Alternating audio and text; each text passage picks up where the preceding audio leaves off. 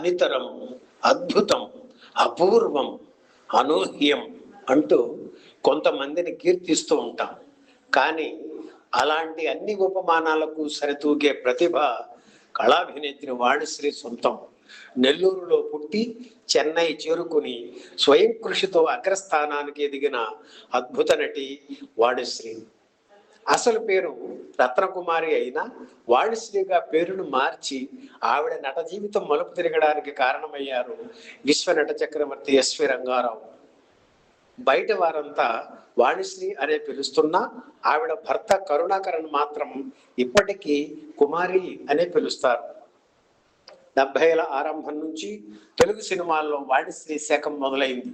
ఆ శకంలో తెలుగునాట గ్రామాల్లో పుట్టిన ఆడపిల్లలకు వాణిశ్రీ అని పేరు పెట్టడం ఓ అలవాటుగా ఉండేది. ఊళ్ళో కనీసం 5 వాణిశ్రీలు లేకుండా ఉండేవారు కాదు. హీరోల చుట్టూ తిరిగే సినిమా ప్రపంచంలో తనకంటూ ఓ ప్రత్యేకత ఏర్పాటు చేసుకోవడం కోసం వాణిశ్రీ చేసిన కృషి అంతా ఇంతా కాదు. ఆ కృషి వల్లే ఓ 10 ఏళ్ల పాటు తెలుగు చిత్ర పరిశ్రమను ఏలేశారు కళాభినేత్రి వాణిశ్రీ. ఆ రోజుల్లో ఆవిడ లేని పెద్ద సినిమా అంటూ ఉండేది కాదు. ఎందరో యువకుల కలల రాణి ఈ వాణి. అలాగే నవలా నాయకగా కూడా ఆవిడ గుర్తింపు తెచ్చుకున్నారు. తెలుగునాట నవలలు సినిమాలుగా తీయడం అన్నది నట సామ్రాట్ అక్కినేని నాగేశ్వరరావు, మహానటి సావిత్రి నటించిన డాక్టర్ చక్రవర్తి సినిమాతో మొదలైన ఆ చిత్రాలకు ఎంతో గుర్తింపు వచ్చింది మాత్రం ఖచ్చితంగా వాణిశ్రీ హయాంలోనే. ముఖ్యంగా జీవన తరంగాలు, ప్రేమ్ నగర్, విచిత్ర బంధం, చక్రవాకం, సెక్రటరీ వంటి నవలా చిత్రాల్లో వాణిశ్రీని తప్ప మరో హీరోయిన్ను ఊహించుకోలేం. పాఠకులు ఏ నవల చదివినా అందులో హీరోయిన్ గా వాణిశ్రీనే ఊహించుకుని చదివేవారు. అది గమనించి శరీరాన్ని అదుపులోకి తెచ్చుకొని చీరల మీద దృష్టి పెట్టేవారు వాణిశ్రీ. మరో విషయం ఏమిటంటే తెలుగు సినిమాల్లో కాటన్ చీరలను ఎక్కువగా ఉపయోగించేలా చేసింది వాణిశ్రీనే. చక్రవాకం సినిమా తీసుకోండి, అందులో మొత్తం 70 చీరలు వాడారట వాణిశ్రీ. అన్నీ ఆర్గాండి చీరలే. వాటి ఖరీదు కేవలం 200 రూపాయలకు మించి ఉండదు అని తెలిస్తే ఆశ్చర్యం వేస్తుంది. వాణిశ్రీ నటించిన నవలా చిత్రాల గురించి ఈ వీడియోలో చూద్దాం. వాణిశ్రీ తొలి నవలా చిత్రం ఆత్మీయులు. డాక్టర్ అక్కినేని నటించిన ఈ చిత్రానికి యద్దనపూడి సులోచనారాణి రాసిన నవల ఆధారం. విక్టరీ మధుసూదనరావు దర్శకత్వంలో దుక్కిపాటి మధుసూదనరావు నిర్మించారు. 1969లో వచ్చిన ఈ సినిమాలో ముందు వాణిశ్రీని హీరో చెల్లెలి వేషానికి అనుకున్నారు. వాణిశ్రీకి అదే విషయం చెబితే నేను చెయ్యను అని చెప్పేశారు. ఆవిడ ధైర్యానికి దుక్కిపాటి ఆశ్చర్యపోయారు. ఎందుకంటే ఆ రోజుల్లో ఆయన పిలిచి వేషం ఇస్తే ఏ ఆర్టిస్ట్ అయినా నో అని చెప్పకుండా చేయాల్సిందే. అలాంటిది వాణిశ్రీ వంటి అప్కమింగ్ హీరోయిన్ నో నేను చెయ్యను అని చెప్పగానే దుక్కిపాటి ఎలా రియాక్ట్ అయి ఉంటారో ఒక్కసారి ఊహించుకోండి. అయితే ఆయన ఆగ్రహించకుండా చెల్లెలి వేషం బాగుంటుందని, హీరోయిన్ పాత్ర పాటలకే పరిమితమని వాణిశ్రీకి నచ్చజెప్పి చూశారు నిర్మాత. ఒకసారి హీరోయిన్ చెల్లెలి వేషం వేస్తే ఇక అదే ముద్ర తన మీద పడుతుంది కనుక తన పరిస్థితిని అర్థం చేసుకోమని దుక్కిపాటిని అభ్యర్థించారు వాణిశ్రీ. దాంతో చెల్లెలి వేషం విజయ నిర్మలకు ఇచ్చి హీరోయిన్ పాత్ర వాణిశ్రీకి ఇచ్చారు దుక్కిపాటి. ఆత్మీయుల చిత్రం విజయం సాధించి వాణిశ్రీకి మంచి గుర్తింపు తెచ్చింది. దసరా బుల్లోడు చిత్రం తర్వాత అక్కినేని వాణిశ్రీ జంటగా నటించిన చిత్రం ప్రేమనగర్. ఆంధ్రప్రభ వీక్లీలో కోడూరి కౌశల్యాదేవి రాసిన నవల ఆధారంగా రూపుదిద్దుకున్న ఈ చిత్రాన్ని కెఎస్ ప్రకాశ్రావు దర్శకత్వంలో డి రామానాయుడు నిర్మించారు. ఆయనకు ఇదే తొలి నవలా చిత్రం. రచయిత ఆచార్య ఆత్రేయ కృషితో నవలలో లేని అనేక అంశాలతో ప్రేమ్ నగర్ చిత్రం రూపుదిద్దుకుంది. దసరా బుల్లోడు చిత్రం 14 లక్షల రూపాయల బడ్జెట్తో రూపుదిద్దుకుంటే అంతకన్నా మరో 1 లక్ష ఎక్కువగా ఖర్చు పెట్టి 15 లక్షలతో ప్రేమ్ నగర్ చిత్రం తీశారు నిర్మాత రామానాయుడు. మీరు జాగ్రత్తగా గమనిస్తే దసరా బుల్లోడు చిత్రంలో వాణిశ్రీకి, ప్రేమ్ నగర్ చిత్రంలో వాణిశ్రీకి చాలా తేడా కనిపిస్తుంది. హిందీ నటి రేఖను ఆదర్శంగా తీసుకొని సన్నబడడం ప్రారంభించిన తరువాత వాణిశ్రీ నటించిన సినిమా ప్రేమనగర్. ఈ సినిమాలో ఆరంభ సన్నివేశంలో ఎయిర్ హోస్టెస్ గా వాణిశ్రీ కొప్పును ఒక్కసారి గుర్తుకు తెచ్చుకోండి. ఆ కొప్పు వెనక చిన్న కథ ఉంది. అప్పట్లో ఆస్పి అనే హెయిర్ స్పెషలిస్ట్ కు మద్రాసులోని సఫైర్ థియేటర్ దగ్గర బ్యూటీ పార్లర్ ఉండేది. ఎంతో బిజీగా ఉండే ఆ హీరోయిన్ వాణిశ్రీకి ఉన్న డిమాండ్ గమనించి స్వచ్ఛందంగా ఆవిడ దగ్గర పనిచేయడానికి వచ్చారు. దాంతో ప్రేమ్ నగర్ నుంచి వాణిశ్రీ హెయిర్ స్టైల్ మారింది. మిగిలిన హీరోయిన్లు 15 రూపాయలు ఇచ్చి హెయిర్ స్టైలింగ్ చేయించుకునే ఆ రోజుల్లో వాణిశ్రీ ఆస్పీకి 100 రూపాయలు ఇచ్చేవారు. అందుకే మిగిలిన హీరోయిన్ల కంటే ఆవిడ హెయిర్ స్టైల్ ప్రత్యేకంగా ఉండేది. ఇక ప్రేమ్ నగర్ లో వాణిశ్రీ ఉపయోగించిన చీరల గురించి చెప్పనే అక్కర్లేదు.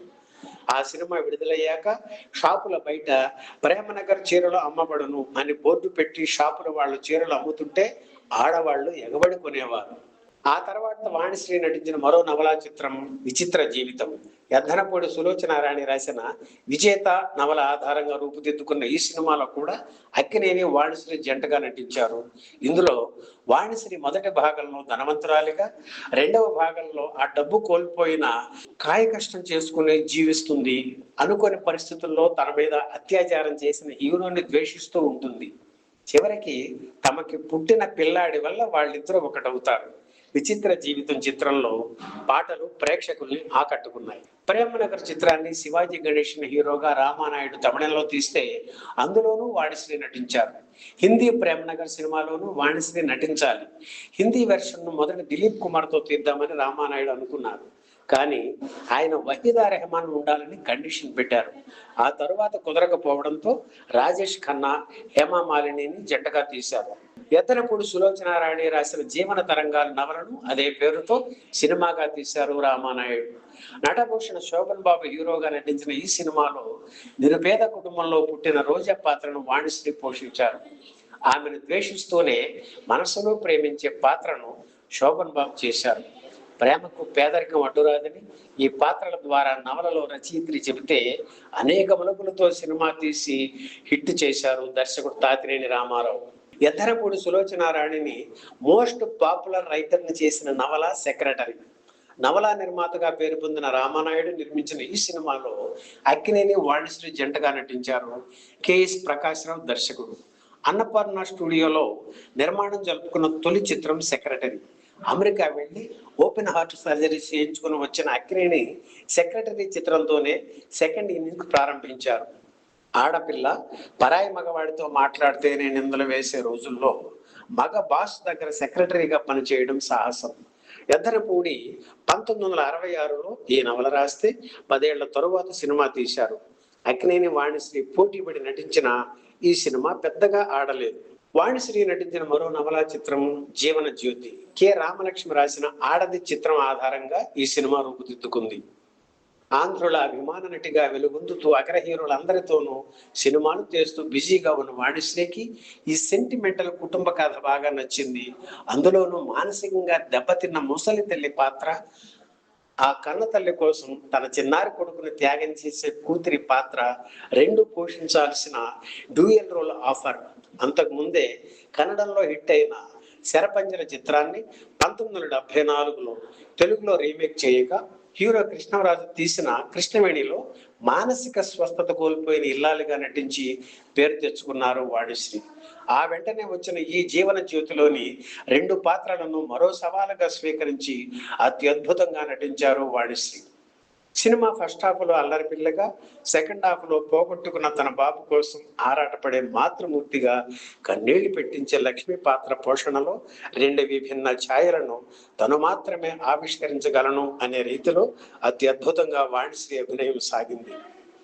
సిన్నివో సిన్ని అనే పాటలు పాడే కోడెకారు కుర్రాడి నుంచి మానసికంగా దెబ్బతిన్న భార్యను కాపాడుకోవడానికి తప్పించే భర్త వరకు జీవితంలోని వివిధ దశల్ని ప్రతిఫలించే వాసు పాత్రలో శోభన్ బాబు అత్యద్భుతంగా ఒదిగిపోయారు. ఇందులో చిన్నారి బాబుగా బేబీ వరలక్ష్మి కూడా 2 పాత్రల్లో ఆనాటి ప్రేక్షకుల మనసు చూరగుంది. అలాగే కథలో అంతర్భాగంగా రాజబాబు, రమాప్రభ జంట తమ హాస్యంతో అలరించారు. కె రామలక్ష్మి రాసిన మరో నవల కరుణ కథ ఆధారంగా రూపుదిద్దుకున్న అభిమానవతి చిత్రంలో కూడా వాణిశ్రీ నటించారు. హీరో కృష్ణ ద్విపాత్ర అభినయం చేసిన ఈ సినిమాలో వాణిశ్రీ కృష్ణ తల్లి కొడుకులుగా నటించడం విశేషం. అలాగే కృష్ణ పోషించిన తండ్రి పాత్ర సరసన వాణిశ్రీ, కొడుకు పాత్ర సరసన ప్రమీల హీరోయిన్లుగా నటించారు. ఎన్నో చిత్రాలు నిర్మించిన ఢూండి అభిమానవతితో దర్శకుడిగా మారడం విశేషం. 1975లో విడుదలైన అభిమానవతి పెద్దగా ఆడలేదు.